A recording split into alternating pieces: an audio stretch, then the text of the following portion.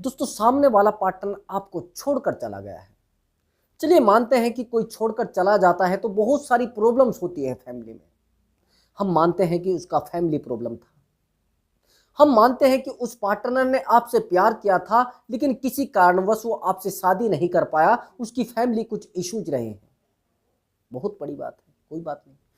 अब दूसरी बात, सामने वाले पार्टनर का कुछ जॉब का इशू है, ये भी हो सकता है। सामने वाले पार्टनर के फैमिली वाले नहीं मान रहे हैं, वो आपसे शादी आपकी नहीं करा सकते, यानी आपके पार्टनर की शादी आपसे नहीं हो सकती है। ये एक अलग विषय हो सकता है। लेकिन आपके साथ रिलेशनशिप में रहते रहते आपका पार्टनर एक थर्ड पर्सन के साथ चला जाए, यानी थर्ड पर्सन की वजह से आपका पार्टनर आपको छोड़कर चला जाए, ये बहुत सोचने वाली बात है दोस्तों। यहां पर होता है ईगो हर्ट। तो दोस्तों आज की मेरी वीडियो का यही विषय है और यही टॉपिक मानना है। यदि आपका पार्टनर आपको छोड़कर गया है एक थर्ड पर्सन की वजह से, और उसको कैसे वापस लाना है, अगर सामने वाले पार्टनर के साथ एक थर्ड पर्सन है उसको अपनी लाइफ से कैसे भगाना है, यह सोचने वाला विषय है। आज मैं इस वीडियो में आपको पूरा डिटेल से बता दूंगा और सामने वाला इंसान कैसे आपके पैरों में आकर गिरेगा वो भी मैं डिटेल से बता दूंगा। बस ध्यान से देखते रहना, बिल्कुल भी वीडियो को स्किप नहीं करना है। दोस्तों चैनल पर नए आए हैं तो चैनल को जरूर सब्सक्राइब करें। अब समझना मेरी बात को। जैसे ही आपके रिलेशनशिप में एक थर्ड पर्सन एंट्री करता है तो सबसे पहला स्टेप आपका क्या होता है? सबसे पहला स्टेप होता है आपका कि सामने वाले के साथ झगड़ा करना। दूसरा स्टेप, सामने वाले पार्टनर के साथ झगड़ा करोगे, उसको कॉल बहुत ज्यादा करोगे। दूसरा स्टेप। तीसरा, आप थर्ड पर्सन के साथ भी झगड़ सकते हो। जो तीसरा इंसान आपके रिलेशनशिप में आया है थर्ड पर्सन बन के, उसके साथ भी आप झगड़ा कर सकते हो। यह बहुत बड़ी गलती है। आज मैं आपको केवल और केवल 3 स्टेप में आपको पूरे रिलेशनशिप का पूरा सार बता दूंगा और रिलेशनशिप को कैसे हैंडल करना है, कैसे मेंटेन करना है और थर्ड पर्सन को कैसे भगाना है। ये ध्यान से देखना बस। जब आपके रिलेशनशिप में थर्ड पर्सन आता है तो आपको बहुत रुलाता है, बहुत तड़पाता है। दोस्तों सबसे पहले तो ये स्टेप नहीं लेना है, आपको थर्ड पर्सन के आते ही सामने वाले इंसान के साथ झगड़ा नहीं करना है। बहुत सारे लोग, क्या सब लोग मैंने देखे हैं, जैसे रिलेशनशिप में थर्ड पर्सन आता है तो अपने पार्टनर के साथ झगड़ा करना शुरू कर देते हैं। उससे सामने वाले को बड़ा बेनिफिट होता है। क्या बेनिफिट होता है आप कहेंगे सर? ये बेनिफिट होता है, सामने वाले के पास बहाना होता है कि तू तो मुझे प्यार नहीं करता है, तू तो मुझे धमकाता है, तू तो मेरे साथ लड़ता है, वो तो मात्र एक मेरा फ्रेंड था, मैं उससे बात कर रही थी, लेकिन अब क्या करूं? अब सामने वाले को मौका मिलता है दूसरे इंसान से बात करने का।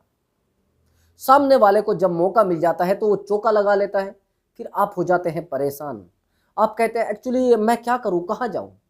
आपको कहीं नहीं जाना है, सामने वाले के सामने बिल्कुल भी झगड़ा नहीं करना है। दूसरा स्टेप, हम सोचते हैं कि उस सामने वाले इंसान को पैर पकड़ के, सामने वाले के इंसान के पैरों में गिर के, सामने वालों के सामने बस ये मान लेना नतमस्तक होकर, यानी अपने पार्टनर के सामने झुककर और उसको मना लिया जाए, उसके दिल में दोबारा प्यार जगा दिया जाए। लेकिन ये रास्ता गलत है दोस्तों, ये रास्ता गलत होता है। यही तो रास्ता आपको फेल कर रहा है। यदि आपके रिलेशनशिप में ऐसा कोई, ये मान लेना थर्ड पर्सन आया है और आप अपने पार्टनर को बार बार रो रो कर बता रहे हो, गिड़गिड़ा कर बता रहे हो, उसको बोल रहे हो कि आप क्यों जा रहे हो मुझे छोड़कर, क्या मुझसे बेहतर सामने वाला है? जब आप ऐसा सोचते हैं तो सामने वाला पार्टनर ये सोचना शुरू कर देता है कि वाकई में सामने वाला इससे बेहतर है, इसीलिए तो मुझे रोक रहा है। आपको ये स्टेप लेना है कि सामने वाले को फ्रीडम दे देनी है, सामने वाले इंसान को स्वतंत्र कर देना है। ये कह देना आप आजाद है मेरी तरफ से, आपको जहां जाना है, जिससे बात करनी है, डोंट डिस्टर्ब। मैं बिल्कुल भी आपको डिस्टर्ब नहीं करूंगा या नहीं करूंगी। आपको यदि वो इंसान अच्छा लगता है तो रहिए। जैसे आपको पहले तो आपको क्लियर कर लेना है कि सामने वाले इंसान के रिलेशनशिप में, यानी सामने वाले की ज़िंदगी में कोई थर्ड पर्सन आया है, यानी कोई तीसरा इंसान आ गया है या नहीं आ गया है, या बस ऐसे ही आपको लग रहा है कि हाँ कोई आया है। लेकिन यदि आ गया है तो फिर तो स्टेप लेना पड़ेगा ना। तो स्टेप क्या लेना है? उसको आज़ाद कर देना है। उसको कहना आप मेरी ज़िंदगी से आज़ाद हैं। एक बार तो उसको बुला लेना है, आसानी से उसको कहना एक्चुअली मुझे आपसे मिलना है। ज़्यादा तो मिलने की वो कोशिश नहीं करेगा, मना कर देगा, नहीं मुझे नहीं मिलना है आपसे। देख लेना, एक लक्षण होते हैं ऐसे इंसान के, जो इंसान थर्ड पर्सन के साथ रिलेशनशिप में आता है तो आपसे मिलना भी पसंद नहीं करेगा। आपको बोलेगा मेरे पास टाइम ही नहीं है, एक्चुअली मैं तो जॉब पर हूं, मैं तो यहां पर हूं, मैं वहां पर हूं। आपसे छुपना चाहेगा। आपके साथ उस इंसान का बिहेवियर चेंज हो जाएगा, आपसे गुस्से में बात करेगा, आपसे झगड़े में बात करेगा, आपको बोलेगा एक्चुअली नहीं नहीं ऐसा तो कुछ नहीं है, मेरे पास तो टाइम है ही नहीं। हाँ, आप कहेंगे एक्चुअली मुझे मिलकर आपसे बात करनी है, वो कहेगा आज नहीं कल, कल नहीं परसों, परसों नहीं तरसों। सामने वाला समझ जाता है कि ये क्या बात करने वाला, ये कहेगा कि मैं आपके पैर पकड़ती हूँ, मैं आपके पैर पकड़ता हूँ, बस आप मेरे साथ रहिए, किसी और के साथ मत रहिए। ठीक है, अब आप क्या करेंगे? जैसे ही सामने वाला इंसान यस कर देता है कि चलिए मैं आपसे मिलता हूँ, जब वो यस कर देता है तो उस समय आपको क्या करना है? जैसे ही वो आपसे मिलने के लिए आ जाता है तो आपको बोलना है एक्चुअली आप जो भी कर रहे हैं वो काम आपका बहुत अच्छा है और आपका पार्टनर भी बहुत अच्छा है, बस मुझे थोड़ा फ्री कर दीजिए। एक्चुअली मैं चाह रहा था कि मैं आपके साथ रिलेशनशिप में ना रहूं, तो आपने ही ये कह दिया, दैट्स ऑल, मेरी प्रॉब्लम सोल्व हो गई है और आप जाइए, आपको जिसके साथ रहना है रहिए। मैं पहले भी आपसे प्यार करता था और आज भी आपसे प्यार करता हूं, लेकिन ये लाइफ मैं आपके साथ नहीं जी सकता। आप अपने रास्ते, मैं अपने रास्ते, मेरी तरफ से आप कुछ भी करिए। और रही बात रिश्ते की, रिश्ता था, रिश्ता रहेगा, लेकिन अब नहीं रहेगा, वो रिश्ता नहीं रहेगा। आप हाथ मिलाइए, बात करिए, फोन से बात करिए, आप उसको ब्लॉक मत करिए। बस इतना आपको बोलना है कि ठीक है, आपका मैं नंबर डिलीट कर देता हूं, आज के बाद मैं आपको कभी कॉल नहीं करूंगा। आप कुछ भी करिए, कुछ ना करिए, मेरी तरफ से आज आपको फ्रीडम मिल गई है, स्वतंत्रता मिल गई है। आप कहीं भी घूमिए, किसी जगह जाइए, सारा दिन उससे मिलिए।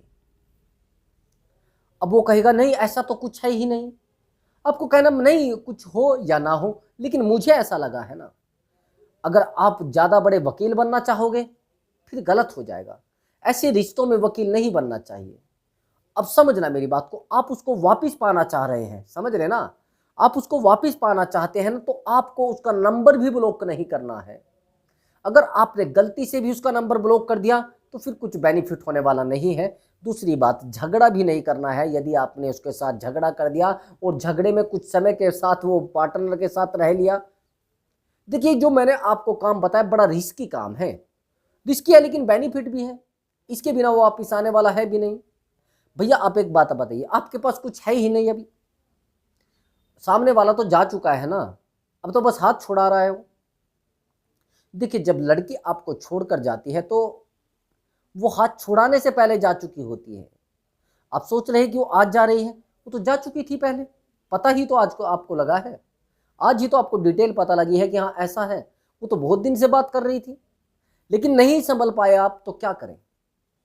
सामने वाला इंसान आपको कुछ ना कुछ डिटेल दे देता है, कुछ संकेत दे देता है, आपको बता देता है कि एक्चुअली ये सब है, आप जो कर रहे हैं वो सब बता देता है, लेकिन आप नहीं समझ पा रहे हैं तो दूसरे आदमी की गलती क्या है?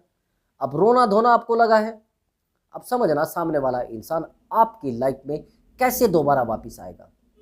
अब आपको खुश रहना है। आपको मैं 4 काम बता रहा हूं, चारों कामों को आपको ध्यान से करना है, एक भी काम को मिस नहीं करना है। अपनी लाइफ को डिटेल से समझ लेना, आपको चारों कामों में से एक भी मिस नहीं करना है। सबसे पहले आपके चेहरे पर मुस्कुराहट होनी चाहिए।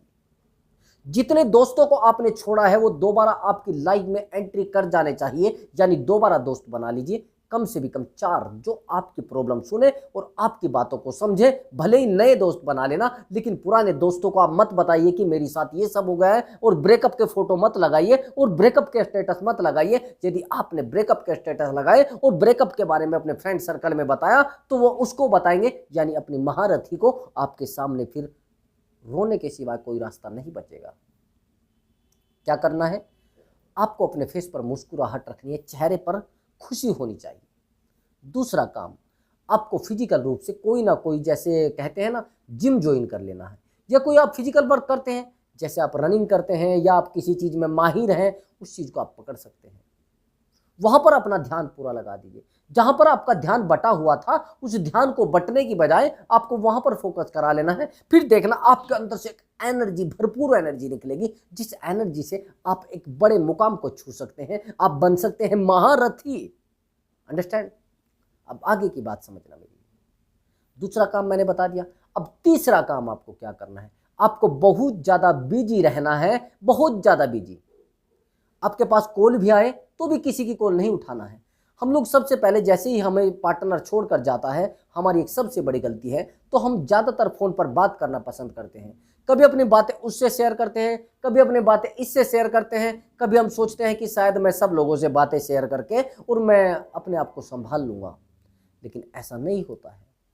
दलदल में आप जितने पैर मारेंगे और ज़्यादा आप नीचे जाएंगे। जिस दलदल में आप फंसे हुए हो, यहाँ पर केवल और केवल धैर्य आपको रोक सकता है। यदि आप धैर्य रखते हैं और धैर्य रखकर आप अपने जीवन को चलाते हैं, अपनी लाइफ साइकिल को चलाते हैं, तो फिर बहुत अच्छे से आप कामयाब हो जाएंगे।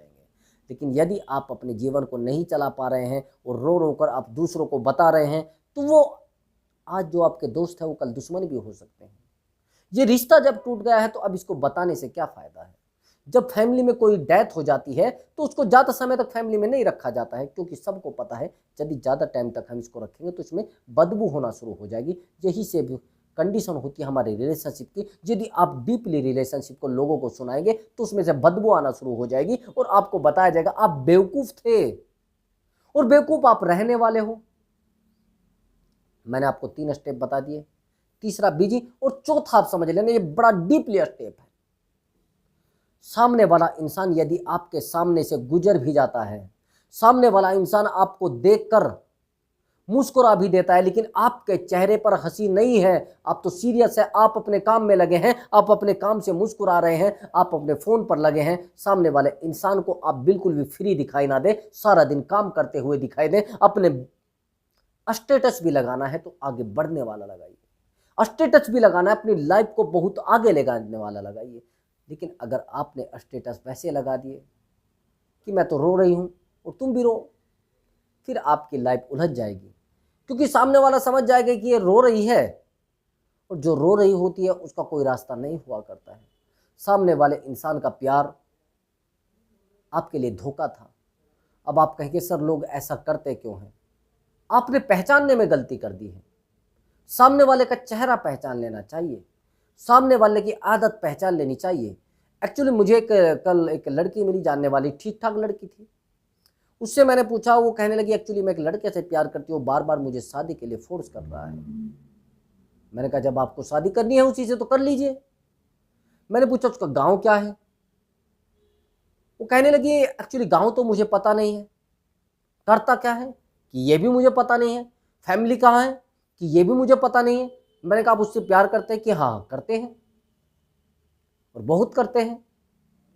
मैंने पूछा कि आपको यदि यहाँ से दिल्ली जाना है और मैं आपको जाने अनजाने किसी अलग ट्रेन में बिठा दूँ, आपको पता ही ना हो ये कहाँ जा रही है, क्या आप बैठ जाएंगे? वो कहने लगे नहीं बैठेंगे। जब आपको पता है कि दिल्ली ये ट्रेन नहीं जा रही है, सारा कुछ आपको पता है कि वहां जा रही है, कहीं और जा रही है, तो आप कैसे बैठ गए? जीवन एक लंबी यात्रा होता है मित्रों। दोस्तों जीवन एक लंबी यात्रा होता है, वैवाहिक जीवन एक लंबी यात्रा होता है, प्रेम संबंध एक लंबी यात्रा होता है। आप प्रेम को भी और गाली दे रहे हैं। आप जब सामने वाले इंसान के बारे में नहीं जानते हैं, सामने वाला सिगरेट पीता है, सामने वाला शराब पीता है, या सामने वाला बहुत एग्रेसिव है, बड़ा गुस्सा आता है।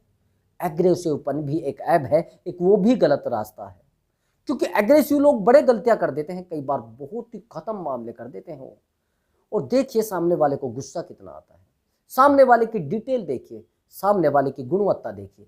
यदि कोई इंसान बड़ा सहनशीलता है, किसी इंसान के अंदर बहुत सहनशीलता है, धैर्य बहुत रखता है, और वो केवल और केवल अपने काम के बारे में सोचता है और धैर्य रखकर अपने काम पर फोकस करता है, तो बहुत अच्छा है।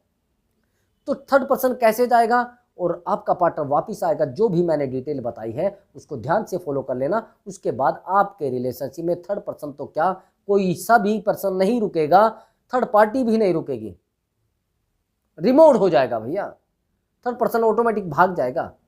तो दोस्तों मैं अब मिलता हूँ अगली वीडियो में एक नई जानकारी के साथ, एक धांसू ट्रिक के साथ। ये हमारी धांसू ट्रिक जो हमने बताई है, इसको थोड़ा डिटेल से समझना और थोड़ा समझदारी से काम लेना। नमस्कार दोस्तों।